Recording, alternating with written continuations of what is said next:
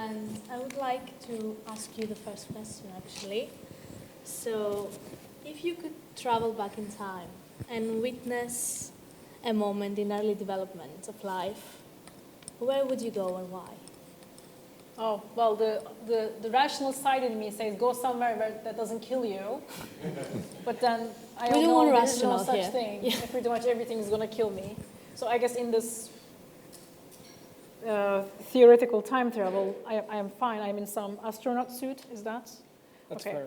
That's fair. Okay. Because I see ourselves as astronauts on this planet anyway. But I think there are two times I would like to go. One is clearly the origin of life. And you may think of I don't know if there are Trekkies in the room, but in Star Trek there's this episode where Q and Picard travel, which now I believe somewhere in France, so it's somewhere in France, and they sort of scoop some part of goo from the river because life is about to emerge, and Q gives Picard a hard time saying you messed up the experiments, now that you meddled with it, it may not happen because it's gone. So I know better if I go, I'm not going to touch anything, but then what's the point of going? All right. So my true answer would be maybe to travel after the rise of oxygen, because I need oxygen. There's a period for about 1 billion years where there's nothing really in the rock records that we can harvest, and geologists call this the boring billion.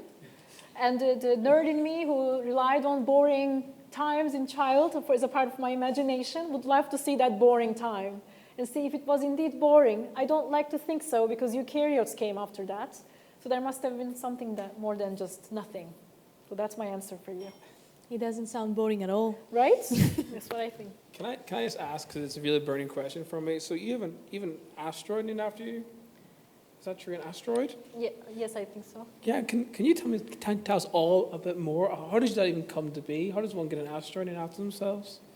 So I did not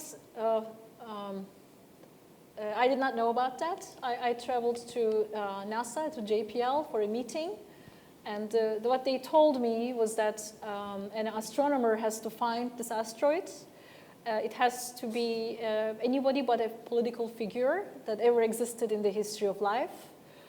So no politicians. But apparently they pick a name for each asteroid that they discover, and then they submit it to astronomical, the union, the society, I believe, for astronomy, and the committee reviews the names. So it takes about a year for the names to be approved, and then when I went there, it was for another collaboration. They surprised me. And I did not know how to respond to that, because it's kind of strange. But they said that the asteroid was moving around too much and was sort of like dancing, and they like in some space-time continuum or something. So they thought that's a good one for me. And a question to Professor Prosser now. So what's something interesting about microbes that people don't know generally? Well, I suppose if I think about my own area of microbial ecology, I think it's people aren't aware of the importance of microbes in biogeochemical cycling, in keeping the nutrients and the elements cycling, and in, again, my own area, keeping soil fertile, the importance of soil. So there is an interesting statistic that the biomass within soil, the microbial biomass within soil, is equivalent to, I can't remember the exact figure, but so many 100 sheep per acre. And if you saw that amount of sheep, you'd think there's not enough room for those sheep to be there. They shouldn't have that many sheep in that space, sort of thing. But that's how much biomass there is in the soil, and people don't realize, because microbes are small and they can't see them, they don't realize they're there, and they don't realize the importance of them in maintaining soil fertility, soil structure, and so on, and in the cycling of elements, and providing nutrients for the plants. That's really interesting. Mm-hmm. What do you think the implications are broadly for sort of climate change on the soil microbiome then? Are you worried, or? Yes and no. I think our understanding of the factors that control and determine the community structure of microbes is not great. In microbes in the soil is not great. So it's difficult to predict what would happen through continued climate change. Another thing as well, of course, is that microbes are extremely diverse. There's a lot of redundancy in soil microbial communities, and that would suggest that they are resilient, that they can cope with climate change. And there obviously has been climate change in the past, and we still have fertile soil today, sort of thing. It's very difficult for us to say and predict what will happen. Are you worried? Are you also find that we might be okay with this? I mean, I'm not worried about microbes. They will find a way. We probably won't. Right? But if you think about it, as mentioned, we don't have enough complex enough models to predict what sort of changes a rise in temperature will introduce in soil systems, for example, that we rely on, even marine systems. So nitrogen fixation happens roughly equally in both of these systems, but as I mentioned in the lecture, half of the nitrogen that we rely on for fertilizer, etc., or through them are artificial, right? So if and when we mess up the cycle, and with the rise of temperature, the pH of soil will likely change. We don't know what sort of shift this pH change will introduce to nitrogen fixation, for example. We can safely assume that half of the nitrogen on this planet is under jeopardy because we don't know what will happen to it, okay? So that means half of our food source is gone. So half this planet won't have access to food. Like this is just a simple math if in the worst case scenario where the nitrogen fixation is gone, biological one. So it's a good call, wake-up call for all of, I think, the planet to understand that we are in this together. We share the same food. It's not that, in my culture, we say don't go to bed when your neighbor is hungry. Don't go to bed full when your neighbor is hungry. We need the food resources all together. There is no better half on this planet of a human population.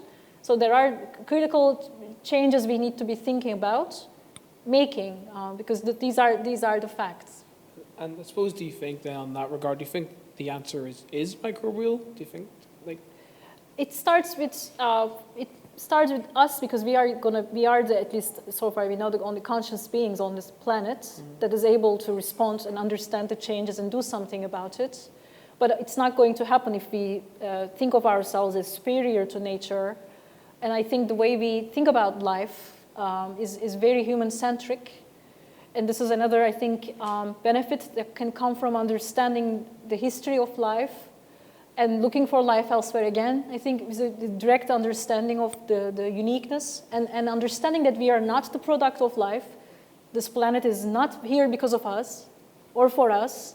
There's a whole hidden diversity that runs the show, and we either learn to cooperate with it or we will be destroyed. It's our choice. It's difficult to identify specific problems through climate change. For example, with nitrogen supply in the soil. Obviously, if there were changes to the climate that influenced a whole functional group, like nitrogen fixers, then we'd be in serious trouble. Except, of course, we do have the Haber-Bosch process, so we could still generate more fertilizer, but that's very energy intensive, so that's not a good thing to do. But I'd be very surprised if the sorts of changes that we're thinking of in terms of current views of climate change, whether they would kill all of a particular functional group. I like that both of you are interested in asking the difficult questions. So this is a question for both of you. If you could design an experiment with no ethical constraints and no financial burden whatsoever, what would you explore? Would you like to go first? Why don't you go? Okay. Just so I wasn't trying to avoid the question. Well, I think one of the things that drove my research right from the beginning, really, was particularly working with ammonia oxidizing bacteria, with nitrophile bacteria, is that they are very difficult to grow in the lab. Difficult to isolate in the first place, but then very difficult. They die out, sometimes for no apparent reason. Yet, in the soil, there are high populations there which are stable, and they grow and are active, very active, happily in the soil. So one of the fundamental questions that I've been interested in is how is to try and understand what in the environment these organisms get that enables them to survive, that we don't or we can't replicate in the lab. So, for example, one difference is that maybe they don't survive in liquid culture, but maybe if we grew them on surfaces, like they're attached to surfaces in the soil, maybe that would help. So we studied biofilm, for example, to see if that affected persistence and survival and so on. So that's a fundamental question that I've been interested in for many years. And to an extent we've answered that, but there's still many questions there. There's an experiment I've always, well, I can just say as well, when we started using molecular techniques to ask questions about the diversity of microbial communities, we then found that the organisms that we were growing in the lab were not really important in the soil community, in the soil microbiome. There were other organisms out there doing ammonium oxidation and performing other functions which we'd never seen before. So one of the experiments I've always wanted to do that would require unlimited resources. There'd be no ethical issues with nobody's going to, nobody worries if you kill ammonium oxidizers. It's not a problem. But one of the things I would like to do is to take, say, a kilogram of sterile soil and bury that in the soil and see how long it takes for the diverse community that we see in the soil to develop there. Because when we first discovered this high diversity of microorganisms, there were two questions I had. One was, so what? Does it matter that we've got all this diversity? And the second question is, where does it come from? Because we started looking at ammonium oxidizers, and virtually every sequence we got, we could say was a different species, a new species. Well, where does all that come from? Do you get that diversity because it's been created over many years through immigration from lots of different places, and they've just survived there? Or is that diversity actually created within the soil? Is it a different species, whatever species are, evolving in the soil? So how long would it take to get that diversity and the diversity of functions in a kilogram of sterile soil if you started off, if you buried it? And there's all sorts of modifications you could do there to look at different factors. So you might have a mesh around your kilogram of soil to see if worms were transporting the organisms in there and so on. Now, unfortunately, the way I like to do science is to ask questions. And that's an experiment I'd like to do, but the number of questions that you could use, that you could ask, that those sort of data that you might get from that experiment are ridiculously large, because it's sort of everything about soil microbial ecology in there. And you would also need a wide variety of expertise. So you'd need not just microbial ecologists and bioinformaticians and so on, which would be the current fashion, but you'd also need, as well as looking at the communities, you'd also need soil physicists and soil chemists and theoreticians, mathematicians, and so on to fully answer those questions. And I would argue you could probably do with a philosopher of science in there as well to make sure you're asking the proper questions and doing the science properly. I will sort of propose a similar thing, but instead of soil, I will go for the planets. I sort of talked about this before in my TED talk as well, so this gives me a sort of nice chance to run it with my colleagues here, which is to, what if we could start life on different planets? And because you mentioned also, there are a lot of ethical concerns there, but stay with me. I'm not saying we should terraform different planets in the universe into something so that they look like us. I think we did those sort of things here, okay? So I'm not saying let's repeat all the mistakes we've done on this planet, but in the galactic scale. That's not what I'm saying. But I think we should start asking ourselves if we were to truly back up information from this planet, given that our survival at some point will be at stake. I mean, our planet will die, our star will explode. It will happen, not soon, but it will.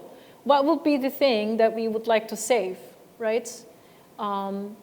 It would be terrible for a Picasso painting to disappear, but it's also more awful for the biology and the richness of biology that led to that consciousness to disappear. And for that, you need to go to what enabled life here at first place.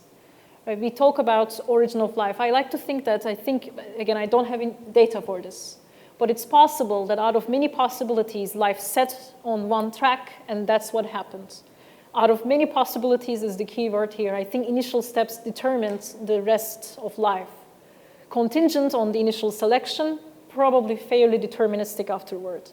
So if you have this rich chemistry, this rich chemical soup, and out of this chemical possibilities, what we have around us based on carbon, hydrogen, oxygen, nitrogen, sulfur, the schnapps that we like to think in astrobiology, is what is needed with a lot of elements and all that. Why this? Why not all the other elements and all the other material that is available in the universe, in the stars, in asteroids and all that? So there's definitely a big library, but the book is sort of, a little thin. I think we need to, and we are going to figure out how this sequence space and all the possibilities got reduced down to what we observe here.